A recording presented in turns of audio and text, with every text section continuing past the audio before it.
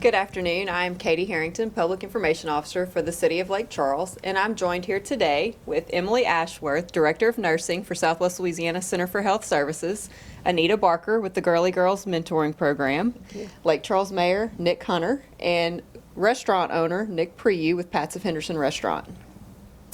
Thanks, Katie. I'll say a few words, and then I think we're going to have a great conversation. First of all, thank y'all for joining me today. I think that we've got a real diverse group here. I really think this is Lake Charles sitting down, having a conversation, and the goal was just to kind of talk to Lake Charles about some of the things that we're going through right now. And I think everybody realizes that these are some interesting times, and I've seen citizens be very resilient in so many other occasions, and I know that we're going to do that through this COVID-19 situation.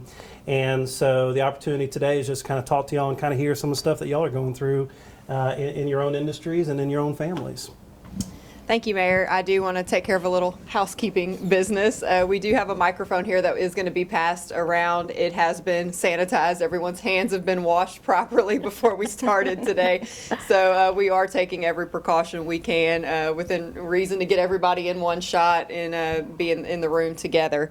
So I think we're going to start by, I've kind of given some general introductions on everybody, but I want to go back and have everyone kind of introduce themselves and talk about your current role, and outside of even your business life, what's kind of whatever you're willing to share on how this is affecting you, your personal side too, kind of some of the things you were thinking about. So Emily, if you don't mind, we'll start with you on that end.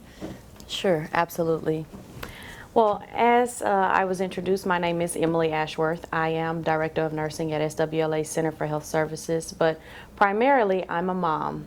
I'm a wife, I'm a deaconess at my church, Mount Calvary Baptist Church, and this event has pulled things out of me and allowed emotions to rise up that I haven't felt in a very long time. Many times as a nurse, you know, we take our feelings and we push them to the back burner. But one thing that I've had to do is actually help not only my patients, not only my staff, not only the leadership team that I'm so honored to serve with, but also my children who are at home now because school is closed.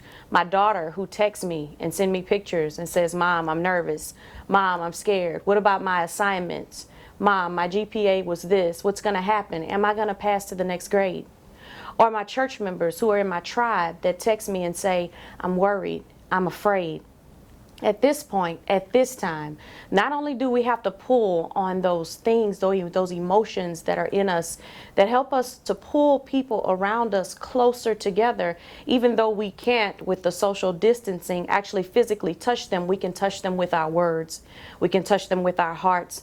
And that's one thing that I have had to utilize over the past few days, is being able to empower them and let them know, yes, we're going to use wisdom. Because the Word of God says to be wise as a serpent, but as gentle as a dove.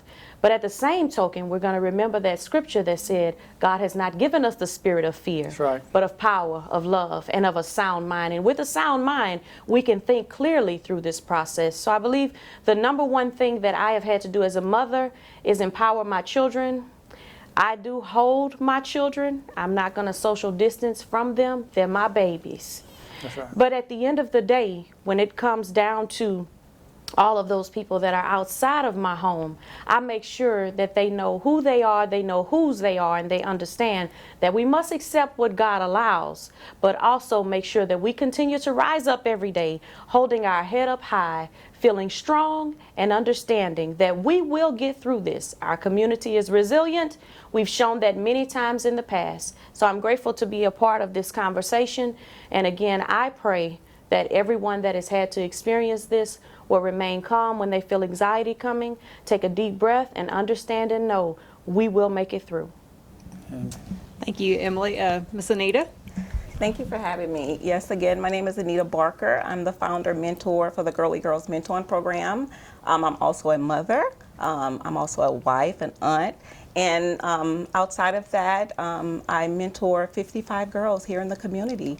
So as you know, they have 1,000 questions asking me, why are seminars and workshops canceled, texting me, so I'm just encouraging them to do the social, the distancing, staying apart, and also as girls, we want to look presentable. We want to look our best. So I'm encouraging them. I speak with them, and I tell them all the time to, you have to not touch your face. Let's not wear lipstick and makeup for the next 2 weeks and see how things are going. I'm big on education. My son is not understanding, why he can't go to school, for 30 days. But as a former educator, I have resources that I can pass to my son and I can pass to my parents and to the girls that they can practice and work on during the time that they're home away from school. So I just encourage them to practice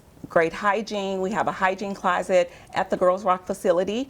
They're welcome to all of the hygiene items. Encourage them to stay healthy, and on a positive note, work out, eat healthy during this time. Read a book, write an essay, turn it into a positive. Thank you, Anita. We'll skip down this way. Thanks, Katie. Thank you all again, and I felt a little bit of the Holy Spirit there. Thank you. Yes. Thank you, Emily. I'm a mayor, I'm a dad, I'm a husband, so a lot of those things come into play. We have a 1-month-old baby girl at home, so that's been kind of scary through this. But I've been able to read a lot of research and feeling reassured with the decisions that my family is taking with my wife and my newborn baby. So I feel like we're doing the right things there. I also have a history degree from McNeese, so a lot of times I look at things in a historical perspective, and I am really optimistic about humanity. And when you look at humanity and you look at some of the things we've been through in our human history, we've been through stuff like this before, and we have emerged from it. And I think it's important people remember that. You can even look in the 20th century. You don't have to go back 500 years. You can go back 100 years, and you can see some things that happened in the early 20th century before we had the modern medical technology we have, before we have a lot of the advanced technologies that we have today. And there were absolutely some very difficult times, but humanity got through it. And that's what I try to remind myself, is there are many times over the last few days where I have felt a real sense of concern, but just to remind myself that humanity is a strong force, and the human creature, the human being, is capable of amazing things, and we will get through this. And one day the history books will write how we got through this incident, and hopefully, and I believe that Lake Charles will be a shining example of how we got through this. Yes. First of all, Mayor, thank you very much. This is an honor to be here. I'm Nicholas Perioux. I'm the owner of Pat's of Henderson Restaurant, and I feel very comfortable sitting among everybody here because I feel like we're having church right now. and you know what? That says a lot about our leadership for Lake Charles, because we're not trying to figure out everything on our own. And today, when Mayor Hunter called me, asked me to come, I was thinking, we were talking, I woke up today in a totally different world as a business owner, because it's not business as usual. Me owning a restaurant with everything that the government's doing, and they have to contain this virus that we're dealing with, is pretty much almost shut our business down. And the number one thing that we did, and the question you had asked was, how's it affecting us? What are we doing? The very first thing that I did, and this started back a few days ago, I got all of the staff together at my business, and we prayed. That was the first thing that we did. Yes. My first line of defense, I'm going to Jesus. And I pray that Jesus covers us in his blood. And, it's no secret, everybody sitting here, we're all people of faith. This community is a community of faith, and we're believers. And with that, as you said, being in the health profession, God gives us wisdom for us to have good hygiene and take care of ourselves, and to be cautious and pro-cautious on what's going on. So aside from prayer, we've been really dealing with keeping ourselves very clean, but also myself, I've been dealing with a staff that that's underneath me looking for some guidance and some direction. And God didn't give us a spirit of fear. And I'm of the same mindset of you. I had projects that I was working on before this virus hit. And today, I was at my restaurant, and I had a sales lady come, and she was panicked, and because she knows that for probably about a good month, she's not going to have sales. And I brought her on the front porch, and I said, you see that empty lot right there? That's where I'm going to build my hotel at. I'm looking towards the future. This is very short term, what we're dealing with. But we need to take it serious. We need to use some wisdom. We need to go before the Lord for some prayer. Take advantage of this time to disconnect from all of your social media. I think it's amazing that they done shut down every form of entertainment pretty much, every distraction that humanity has, and now maybe we can start turning towards the thing that we need to turn towards, which is the Lord, and we need to start communicating again with each other, and these families can start bonding again, and then we can start moving forward. But I appreciate being here, and like I said today, I'm a husband, I'm a dad, I'm a business owner, and I'm like everybody else that we're trying to figure out what do we do. I do not have all the answers, but the first thing I did this morning, I went to the church, and I went and talked to the Lord and asked God to give me some wisdom on what I need to be doing, and I know He's going to answer those prayers, and I know we're going to move forward, and Lake Charles is going to be better when we come out of this. Thanks, Nick. I ask you to hold on to that. We'll stay where you are. So, I mean, obviously these are challenging and uncertain times, and it's really difficult to know where to start, no matter which sector you work in right now. And it seems like every day we're all kind of off balance because every day something new comes out, a new closure, a new decree, and we're all doing everything we can to stay in line with those. What was your first reaction yesterday when you saw the news of restaurants having to go to takeout only? Well, I had been preparing for it. I just had, just this gut feeling that this was going to happen. So I did everything that I knew to do to prepare for it. Now, there's going to be some things coming ahead that I don't see because you can't think of everything. And we'll cross that bridge when we get there. But when we, found out the news, one of the first things that you're thinking about is your business, your funds are about to really get affected. But my biggest concern with the business is all the people that work for me.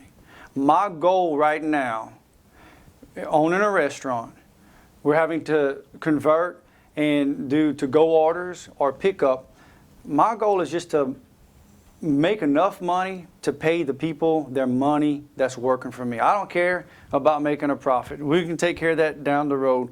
But right now, you want to keep the lights on and you want to do enough revenue so you can take care of the people that are working for you because they're depending on this money. They have families, they want to keep their electricity on, they want to have the food in the pantry and in the ice box, and they have needs that need to be met. So my goal is to just make sure that we can do enough for these people to have some kind of income.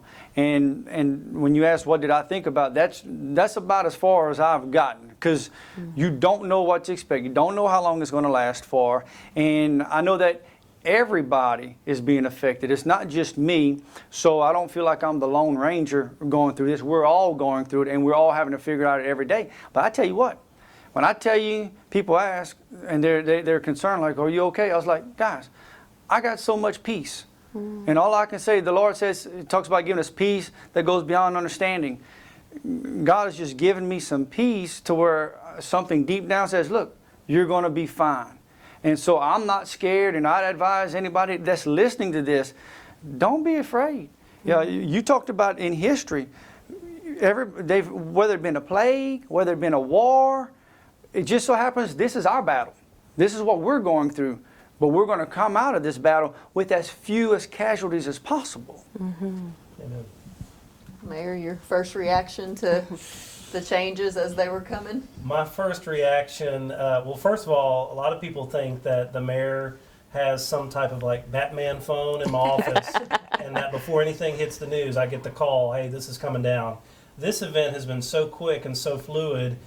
we will literally be in the middle of meetings sometimes, making some pretty significant decisions, and then all of a sudden an announcement comes out and it may change what we're talking about in that very meeting.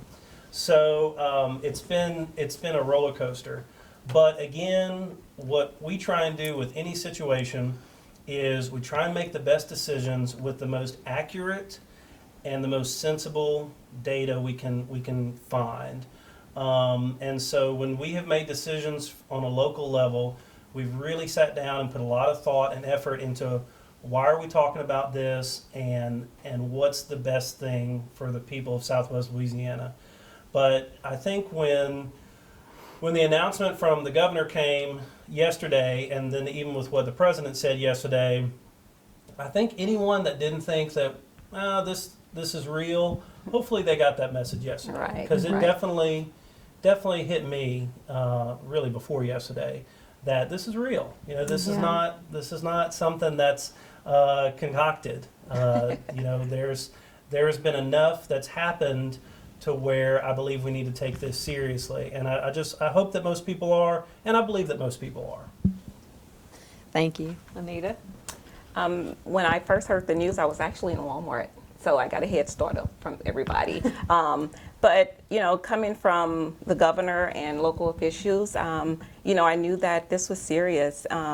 And I immediately, like I said earlier, as a former teacher, I immediately began collecting, you know, resources and websites to send to my parents and to my girls, because I knew we would be out for 30 days. You know, I would hear other states was a week or 2 weeks, and then when it was 30 days for us, I was like, wow. So, you know, as a community leader, we have to stay positive.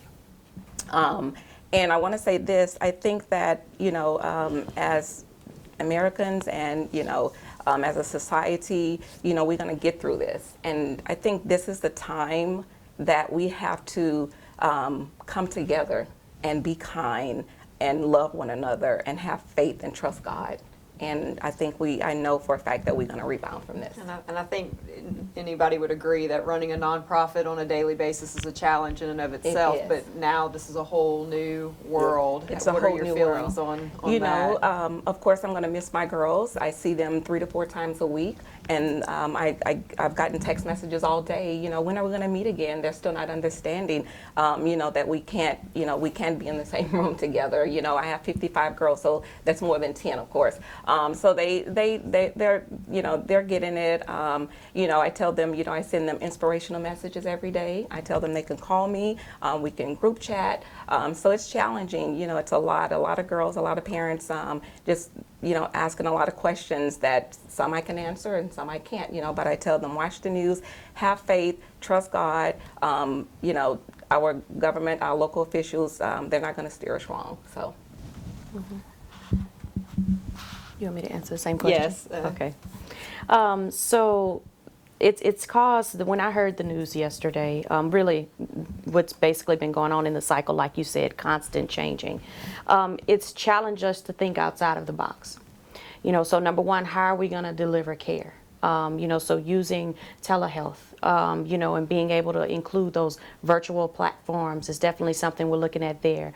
From a spiritual perspective with church, we're having to decrease, possibly even shut the doors of our church, and that is causing us to look at how are we going to get the message out, because it's very important, because in this, though many are focused on the physical health, we also have to remember the mental and spiritual health. So as assistant director of our youth group, serving under my husband, we're actually going to have Google Hangouts for our Wednesday night service this week. So we're excited about that. So this has caused us to do what we do as Americans and as human beings, which is number one, to be resilient, and number two, to be creative in our thinking and not to allow no or you can't to be the answer. How can we go around what we've been told that we can't do? And that's something that he knows very well. I've been like that for a very long time. So it's actually coming in handy for something like this. But that's the main thing, you know, it's just for people to remember to think outside of the box. Don't let what you hear get you so far down that you can't allow the juices to flow to say, okay, if I can't do it that way, then how can I get it done? That's right. So as leaders in your community, I mean, obviously everyone's dealing with their own worries and concerns and different aspects of this, but as a leader in your sector, your community, how important is it to you to be that reassuring, calm, rational voice in a world right now that's really kind of all over the place? There's all kinds of mixed messaging and, again, things change from minute to minute, hour to hour right now. So how important is that role to you as a community leader now? As a community leader, it's very important. As I said earlier, we have to stay positive. We have to be that role model. We just have to encourage everyone that we're going to be okay. Again, I can't stress this enough. Have faith. Listen to our local officials. Listen to the governor. Do what we're told. Stay indoors. Practice good hygiene. If we do that, we're going to be fine. As a leader, it's very important that we demonstrate strength, resilience, and calm simply because people are following us. What we project, they're going to receive.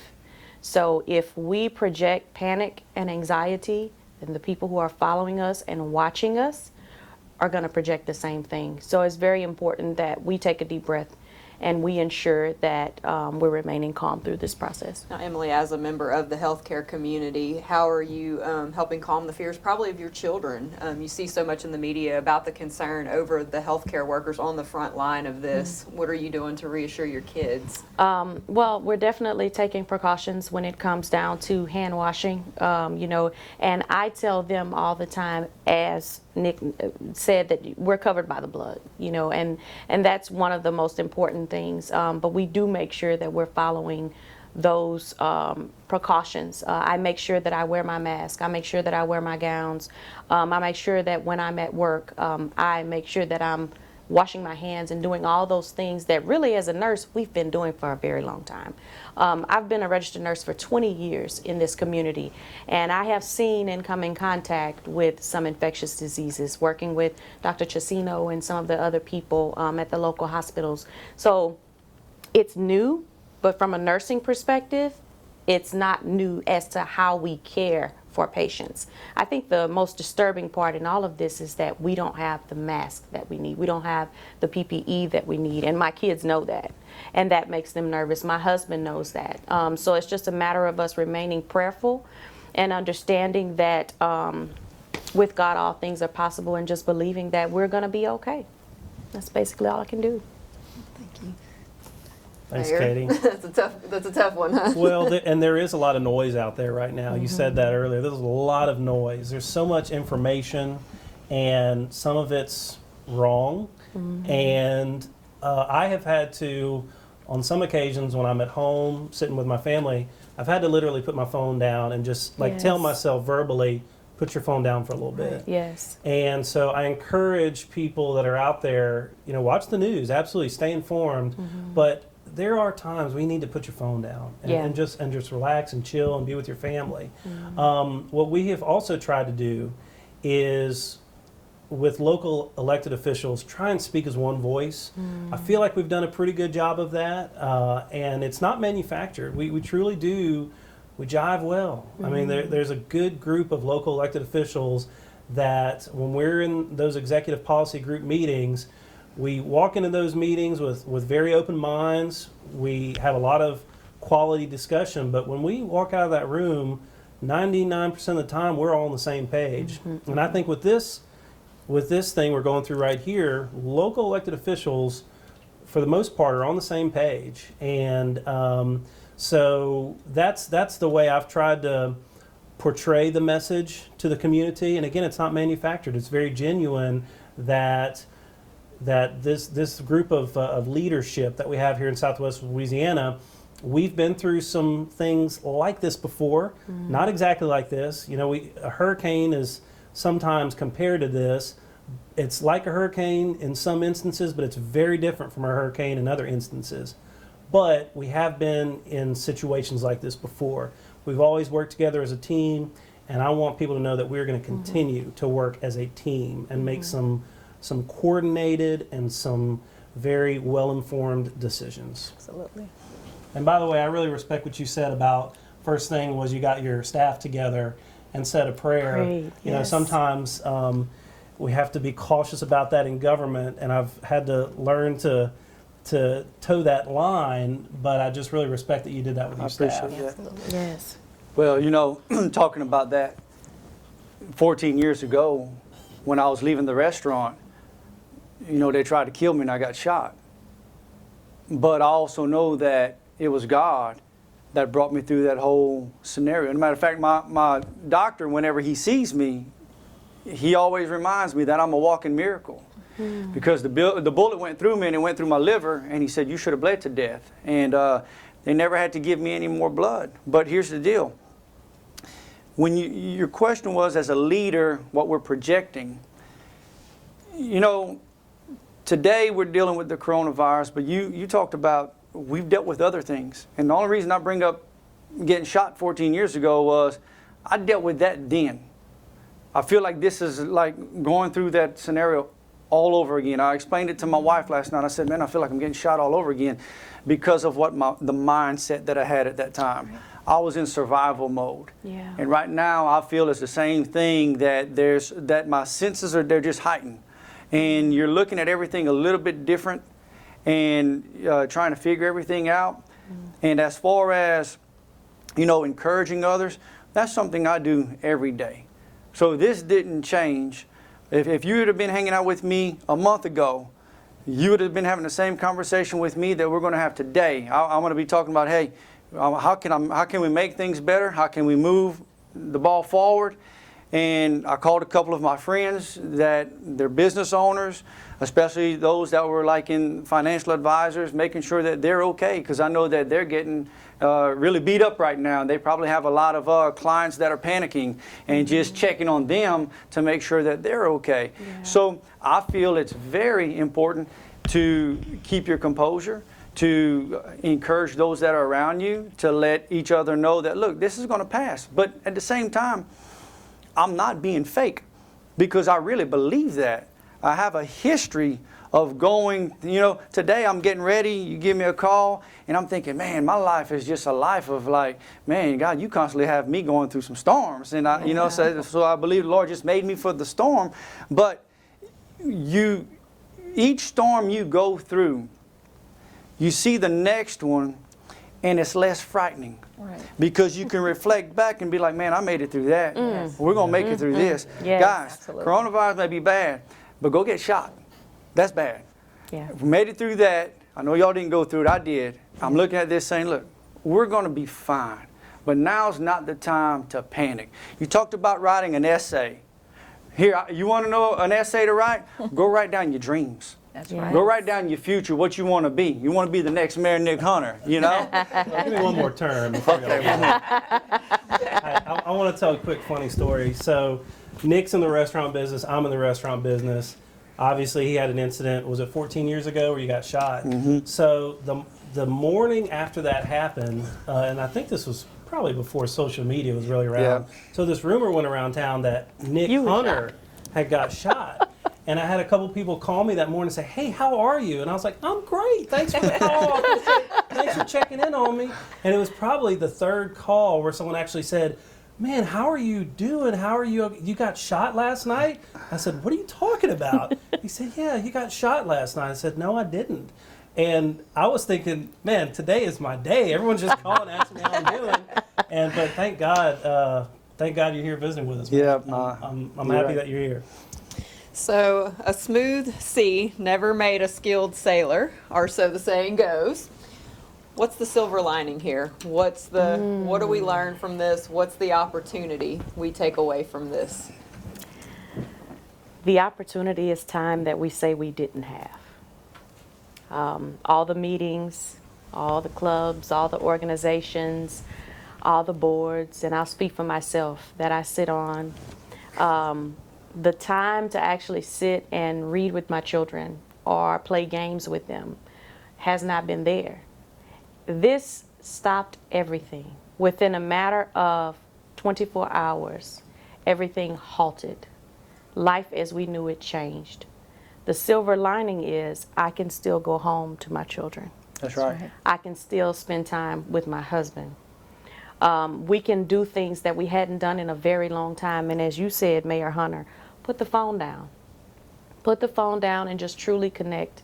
You know, the kids not having school, us, the work being changed, the flow being changed, all of that has caused us to shift our thinking and shift where we are. And having to go to work and come home and not having anything else is just like, wow, this feels different, right? Because we're all so involved. So the silver lining in that is definitely that, you know, we get to go back to the basics, you know, and spend time with our family that we weren't spending before. Silver lining. I first want to say that as a community, I know we're going to rebound from this. And going through all of this, this is the time to show who we really are. You know, and if there is a silver lining, and I strongly believe there is, you know, we have to have faith, be kind, take precautions, love one another, help our neighbor, and most importantly, bond with our family. Like Emily said, this is a time I bond with my family now, but we have that extra time. I have a very busy schedule, mentoring and being a mom, but now I'm working from home, bonding with my family, chatting with my girls via text message and group chat. They love that. So the silver lining is just to be kind, show kindness, love one another, have faith and trust God. So I'll answer that as a dad and a husband. I've got to just repeat with y'all, basically what y'all just said is priorities. What's important in life? So when something like this happens, it really causes you to sit back and realize if you've got your health and you've got your family, you're doing all right. You're doing all right. The other part of it is, as a mayor, I think that we've got to take this opportunity, and there will be a lot of time to do this, to realize where we were insufficient, where we had gaps, and I mean that as a nation. How did we get to the point where we are having issues with people getting tests and perhaps just not being as prepared? So we've got to learn from this, and I believe that we're going to do better the next time something like this happens. Like you said a minute ago, there's been a lot of battles and trials and wars that we have fought as a nation. I like to think that every time we come through something like this, we become better as a nation. I think that we're going to become better as a nation when we eventually get through this. But we're going to have to decide, and I have to have some real serious conversation about where did we have those insufficiencies? Where did we have those gaps? And how do we make sure the next time something like this happens, we will be even more prepared? Right. Yes. When I think about, you talking about the silver lining, I think, you know, it's a given when you put God and your family first. That's a no-brainer. But I think also, what's the silver lining through everything that we're facing? And I think this is part of it. That you're going to be able to reflect back. Just think, there's never been a mayor in Lake Charles that has been faced with this. There's never been a community activist like you that's leading a group of girls that's ever been through anything like this, and you in the health profession. We've never been faced with this. But to look back when it's all said and done and see how much you've grown, how much you've overcome, and how it's changed you for the better. Because you made the comment earlier, you're faced with different emotions now. You're having to think differently. You talk about getting pushed out of your comfort zone. Everybody has been pushed out of their comfort zone. Yes. There's not a person in here that's exempt from that. And once we're going to get beyond it and past it, you're going to look back and be like, Lord, look what you brought me through, but look how much better I am. And then as parents, to be able to look at your kids as they get older, when they're going to be facing their challenges and their trials, to say, well, let me tell you this story when we went through this, how we did it. Yeah. And then you're going to be okay. but you're going to know what you're talking about because you did it and you went through it. I like that. Yes. I'm going to give everybody the opportunity to kind of maybe offer some kind of final thoughts, and then from there, if our media partners have any questions, we'll let you guys ask any questions you might have. Sure.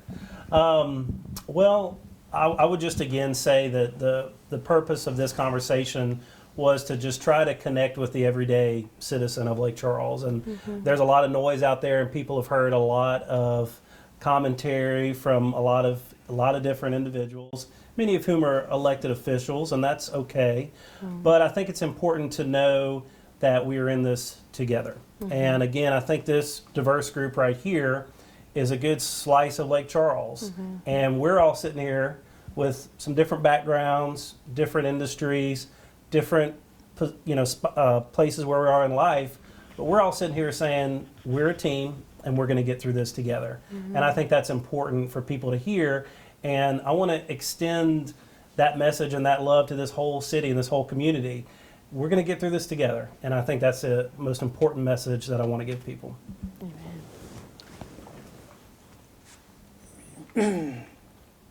What was the question?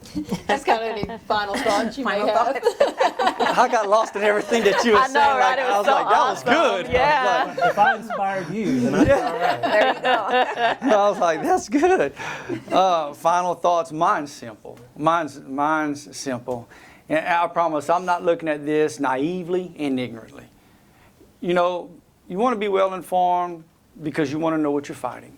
And obviously we're fighting a virus. So we need to protect ourselves through good hygiene and be wise.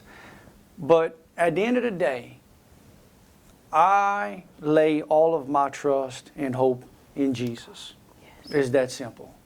And my life is in His hands, and I'm going to rest in that. My family's in His hands, and I'm not going to worry about this thing. I'm going to live my life.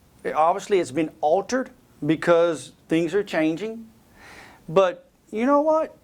When I go home tonight, I got a little 6-month-old boy. I'm going to play with that kid. Yeah. I'm going to hang out with my wife. We're going to have a great time. And tomorrow, I'm going to face tomorrow when it comes. But guys, make the best of this situation. I'm like you, turn the negativity off. Get just the information you need, and I wouldn't get caught in the soap opera of what's going on. Take advantage of this time, spend it with your family, be wise, don't go run up your credit cards and waste your money. Good advice. Stay away from Amazon, you know. But yeah, that's good advice for the men. I don't want them to get in my pocketbook. But hey, you know, and you know what, Mayor, and I know you are too. Look, we're praying for this community. Amen. We are praying for this community. We rub shoulders with so many people every day. It's not just about us. He called us here together to be able to connect and to relate to people in this community. And I'm saying, look, we're all going through it together, and we're praying for one another. Amen. I just want to say it's very simple, you know, trust God, listen to our local officials, the governor. We are all here to help. You know, if there's anyone out there that need help, we're here as a team. And I just want to encourage everyone to practice good hygiene. And again, I know I said this 1,000 times, but you know, if we trust God, have faith, be kind, and love one another, we will rebound from this. That's right. Whew. Go ahead and preach it. We you know you want opened to. with Preach Emily. it. We're going to close with Emily. You know, you said it. We're a diverse group. Yes. We all have a history. We all have things that we've overcome. And as an African-American woman, African-American and woman, there are challenges that I faced, that other people who look like me, who walk like me, who talk like me have faced. Though your shade of skin is different, your family could have been a family of immigrants. We've all faced something in our history, and we have overcome. This too shall pass, and we shall overcome this also. But we must remember, number one, to stick together. Don't fight against one another. Don't talk about one another, That's right. or talk against one another. When direction is given, take that direction. If you have to think outside of the box to get something done, that's fine, but still be safe with the decisions that you make. And last but not least, trust God. That was the one cohesive thing that we all heard today, was our faith. Stay in prayer and believe, have hope and faith. Faith is the size of a mustard seed. Okay, so you know, when you look at it, when I talk to kids, when I talk to my kids, my daughter told me, she said, Mom, I can't see pain, but I can feel pain. She said, so though I can't see the virus, it's real. So I need to make sure that I'm taking those precautions. So yes, by all means do that, but don't let it take you out mentally, spiritually, and we're going to protect ourselves physically. That's my final words. Trust God and follow direction. Yes. Thank you. Our media partners, do you guys have anything? Actually, Katie, would you mind kind of ending with maybe just a little reminder about 211 to everybody? Yeah. That's Yeah. that might be watching. Of course. So the best resources at this point for the most accurate, up-to-date information remain 211. You can dial 211 from any phone. There's a text line you can use as well as a website. Those resources are listed on cityoflakecharles.com. Also, for the most up-to-date informational preventative measures, cdc.gov remains the most accurate and up-to-date resource for that as well. So we encourage you to check the sources of the information that you're using, and we have links to both of those at cityoflakecharles.com. And again, thank you to our panelists for joining us, and Thanks, thank guys. you to those who have watched. We hope that this has maybe inspired or maybe brought you a little bit of a sense of calm in this storm. And as everyone here has said, that we'll get through this too. Yeah, Absolutely. that's for sure. Thank you.